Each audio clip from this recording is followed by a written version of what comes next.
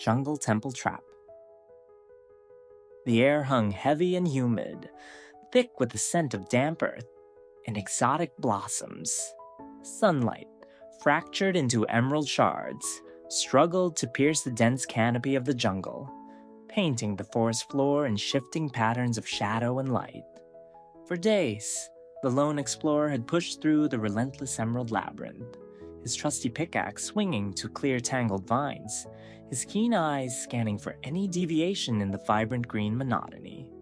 He was a creature of persistence, driven by the whispered legends of ancient structures hidden deep within the wilds, places said to guard treasures beyond imagining. His current quest led him towards the heart of the jungle, to a rumored temple of forgotten builders, a place whispered to be as rich in peril as it was in possibility. Hours blurred into a rhythm of deliberate movement. Stride, chop, observe. Parrots shrieked from above, flashes of brilliant color against the verdant expanse. Ocelots, sleek and silent, darted through the undergrowth, their amber eyes briefly meeting his before vanishing. The explorer, unfazed by the jungle's cacophony, pressed on. Then, a subtle shift in the landscape.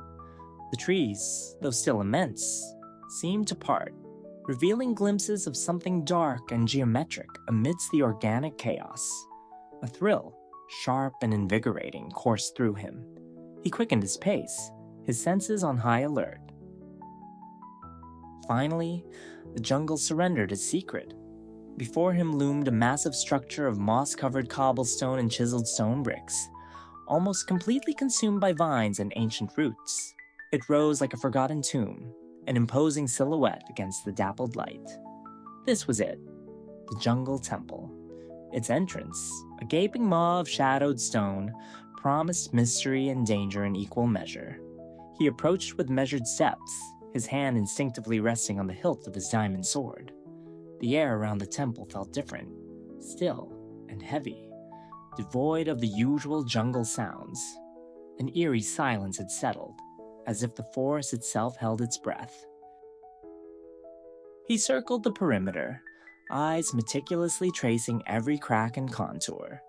No obvious pressure plates or tripwires marred the exterior, a deceptively inviting calm. Finding a small, partially collapsed section of wall, he carefully mined away the loose blocks, revealing a narrow crawl space. A shiver, not of cold but of anticipation, ran down his spine. He squeezed through, emerging into a dimly lit corridor. The air inside was cool and musty, carrying the scent of ancient dust and decay. He drew a torch from his satchel, its flames sputtering to life, pushing back the encroaching shadows. The corridor stretched ahead, unadorned and silent. As he moved, his boots scuffed against the grit on the floor, the only sound in the oppressive stillness. He noticed a faint glint near the ceiling, barely visible in the torchlight. His gaze sharpened, recognizing the telltale shimmer of tripwire string. A quick glance down confirmed the connected sticky piston and dispenser mechanisms hidden beneath the floor and within the walls. He produced a pair of shears, carefully snipping the string, feeling the subtle release of tension as the trap deactivated. A narrow escape, and a clear sign of the temple's malicious intent. Further in, the corridor opened into a larger chamber. 3 chests stood innocently in the center, their lids invitingly ajar. Too inviting. The explorer's instincts screamed caution. He surveyed the room, his eyes scanning for irregularities. Above the chests, a series of chiseled stone bricks seemed slightly out of place.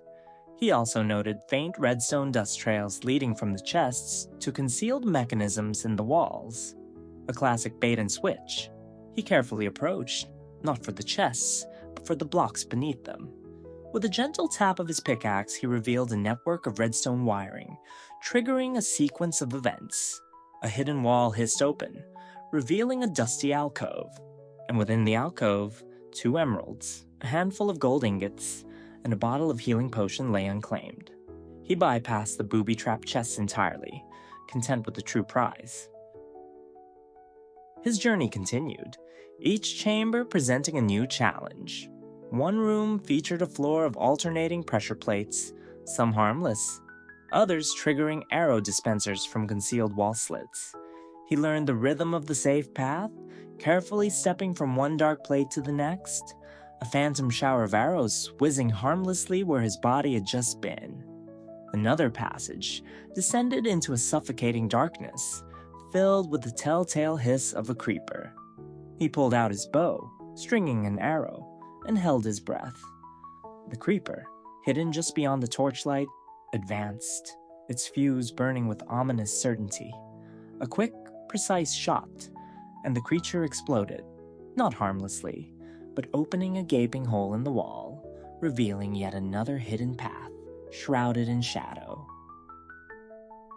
He ventured into the newly revealed passage, an oppressive silence following him. The air grew colder, and a faint, acrid smell clung to the stone. This part of the temple felt older, more sinister. The walls here were composed of cracked stone bricks, and the floor was uneven, treacherous. He found himself in a vast, cavernous room, its ceiling lost in the gloom. A single narrow bridge of obsidian spanned a chasm of churning lava below, its heat a palpable wave even from a distance. And guarding the bridge, two towering Vindicators, their axes held loosely, their gaze fixed on his distant figure. The explorer understood. This was the temple's final grand test. He couldn't simply run past them. The bridge was too narrow, the fall too final. He pulled out his enchanted sword, its blade gleaming faintly in the dim light reflecting from the lava. He engaged them one by one, a deadly dance of parries and thrusts. The Vindicators, though formidable, were predictable in their attacks. He dodged their wide swings, counter-attacking with swift, precise strikes. One fell, shattering into dust and experienced orbs. The other, enraged, lunged, but the explorer was ready. A final, powerful blow, and the second guardian collapsed. With the Vindicators vanquished, the path to the bridge was clear, but even then he hesitated. Obsidian was strong, but what if it was a trick? He observed the bridge, noticing a faint, almost imperceptible shimmer along its edges. It wasn't redstone, but something else, something magical.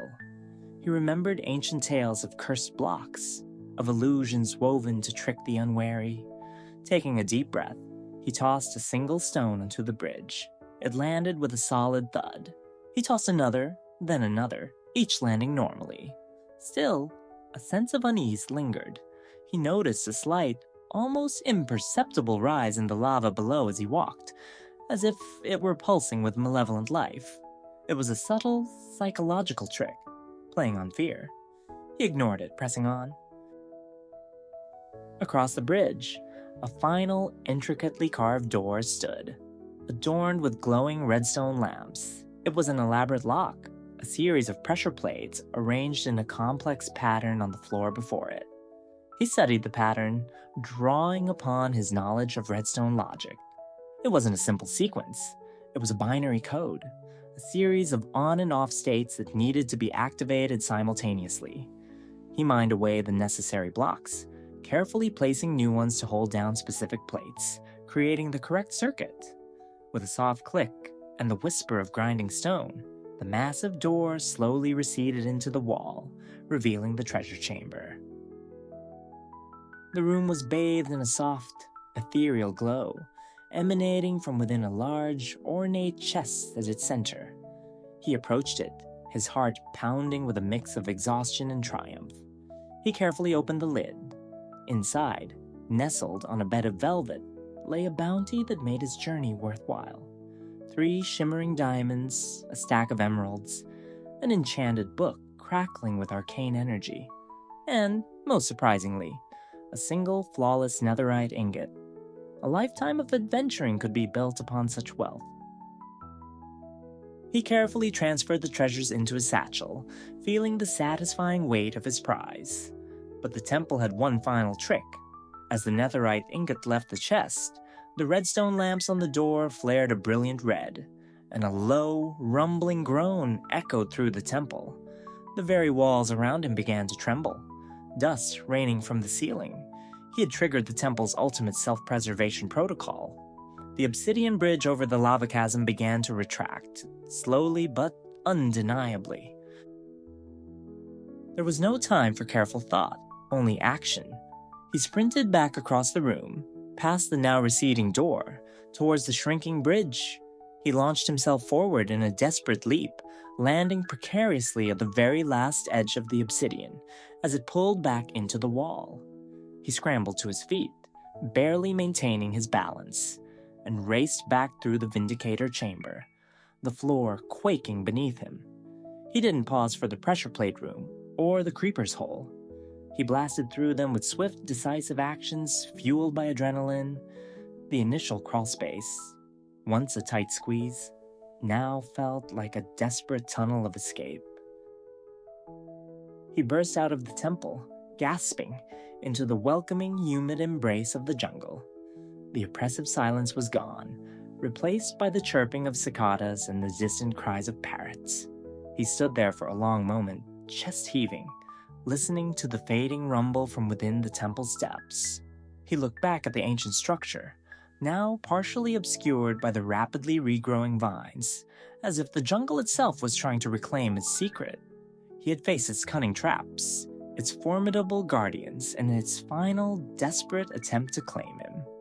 And he had emerged victorious, a little worse for wear, but undeniably richer, not just in gems and ingots, but in the experience of having outsmarted a truly ancient and devious adversary.